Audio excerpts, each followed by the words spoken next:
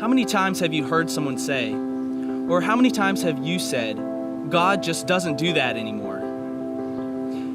We say that God doesn't heal people anymore because we have modern science, or that God doesn't fill people with His Spirit because that was for the early church, or that God doesn't speak to people anymore because we have the Bible to read.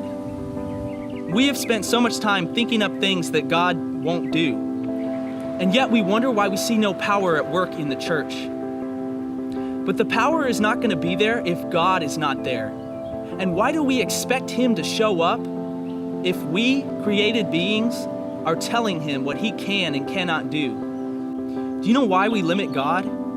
Because we want to limit the effect that He can have on our lives. We want to give Him our hearts, but we don't want to lose our time, energy, money, and ultimately our lives for His name's sake. We want enough of God to make us comfortable, but not enough to make us usable in His kingdom. Salvation is the first step, but we have a generation of church-going saints who are wondering, is this all there is? And feeling like they were made for more. Because we have made salvation the end goal when it was never meant to be that. It's like an escalator, in that as long as you are saved or take the first step, you eventually reach heaven. But the more steps you take, the sooner you get to the next level. And in this case, the sooner you're able to bring heaven down to earth and make an eternal impact on those around you. I'm talking about walking so close to God that when you touch someone, it's like God has touched them. And when you speak to someone, it's as if God is speaking to them.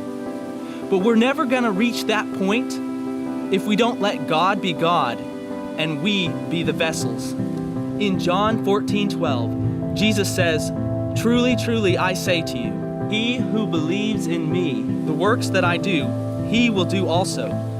And greater works than these he will do, because I go to the Father." You want to live a life that's filled with power? Ask God to fill you with His Holy Spirit and seek Him with your whole heart, because there's not going to be any power apart from Him. You want to do what Jesus was doing? You can only do that if He is living inside of you and working through you. And He sent His Holy Spirit to fulfill that role in us, to fill us with power. Stop telling God what He can and cannot do, and let Him do what He wants to in you.